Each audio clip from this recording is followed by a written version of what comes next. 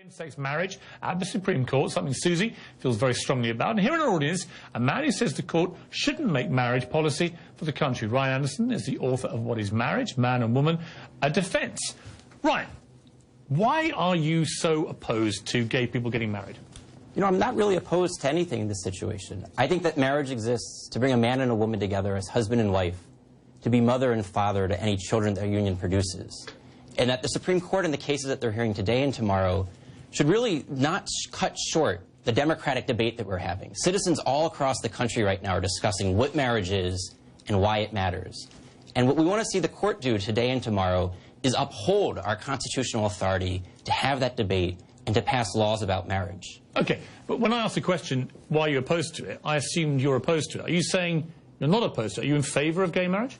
I'm in favor of having the citizens have the authority to go to the ballot box and vote about marriage. And when they go to the ballot box... Now you sound like a politician. Oh, I want them to vote for marriage between a man and a woman. I think that's what marriage is. Let's keep this simple. Are you in favour or against gay marriage? I'm in favour of marriage between a man and a woman. So you're against gay marriage? I don't like phrasing it that way, but you can phrase it that way. Well, there's no other way of phrasing it. You're either in favour of it or you're not. It's like saying you're against a square circle. I'm in favor. I think what marriage is a union of a man and a woman.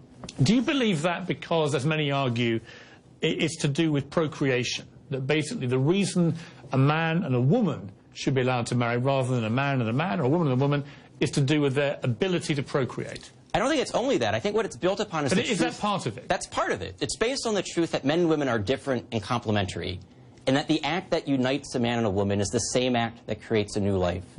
And the reality that a child has a mother and a father, and marriage is the institution that helps incentivize the mother and the father that created the child to commit to each other and then to care for that child. So would you ban everyone over the age of 50 from getting married? No, I mean, that was a great question that was asked today during oral arguments. And the response is that... But it is a great question. It's a great question. There's a great response. People over 50, men and women, they can't procreate. So do they get banned? Men are fertile. Most men are fertile throughout the entirety of their lives. But a woman over 50 is unlikely to procreate. Right. So the marital norm still helps, because if the man is faithful to his wife, he's not creating fatherless children. Government's not interested in regulating my love life. Everyone's free to live and to love as they choose. Government's interested in the marital relationship because the unions of men and women can create kids. What about prisoners? At the moment, under your logic, prisoners have a fundamental right to get married, even if they're in prison and can't actually have sex with anybody. Yes, but you would rather defend a prisoner's right to get married than you would Susie Orman's right to get married to her partner. Yep, so the Supreme Court looked at these cases about the fundamental right... Is your answer to that question yes?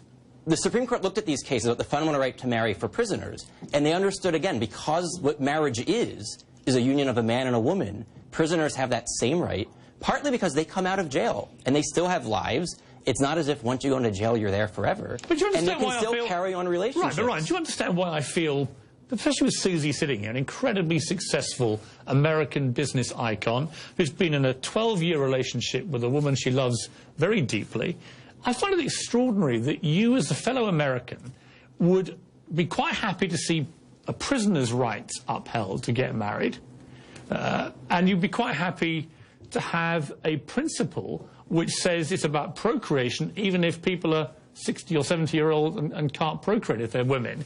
But you don't want Susie to have the right to marry the woman she loves. I find that bizarre, but I want you to explain to her what's wrong with her. I don't think there's anything wrong with you.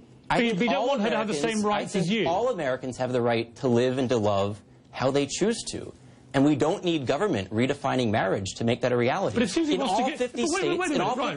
If Susie wants to get married, though, you don't want her to have the same right as you to do that. Who is you to say that? I mean, with the greatest will in the world and the best respect, and I understand you're not the only person in America who feels this, it's a polarising issue, even though it's moving very fast, as you know, in the polls in favour of same-sex marriage. But I just find it odd that you want a certain right for you, but you don't want to afford it to someone like Susie. I want the right to marry to be for everyone. The question is, what is marriage? I think that marriage is intrinsically, what it is a union of a man and a woman, a husband and a wife, a mother and a father.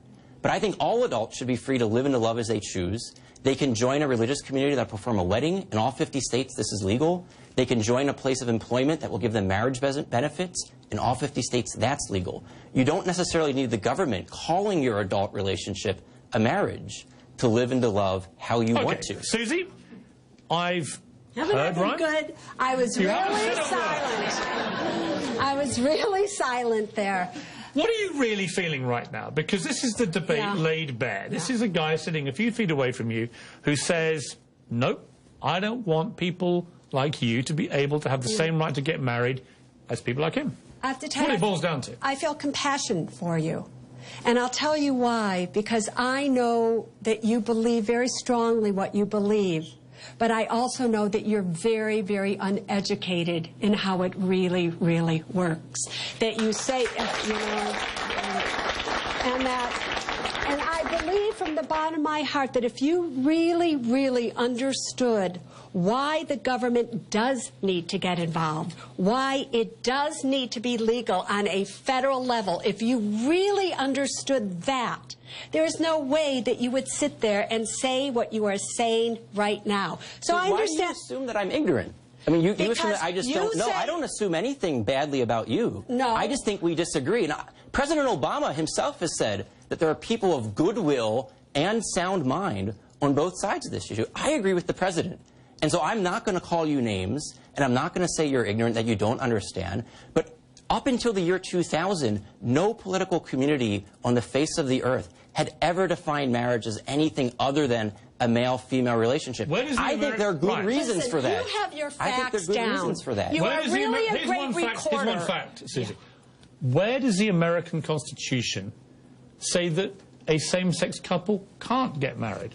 The Constitution doesn't, which is why the Supreme Court shouldn't say that. But just to clarify, up to citizens to vote for what marriage is. You have assumed that that is the position that America should adopt. I think that citizens in 41 states have defined marriage as a union of a man and a woman, and the U.S. federal government has done that in the Defense of Marriage Act. If you want to change those laws, we can have a discussion, we can take a vote, we can let the democratic process work its way out. But I think the constitutional question before the court right now isn't whether or not same-sex marriage is a good or a bad idea. It's whether or not citizens have constitutional authority to pass laws about what marriage is. Let's go to a question from someone else.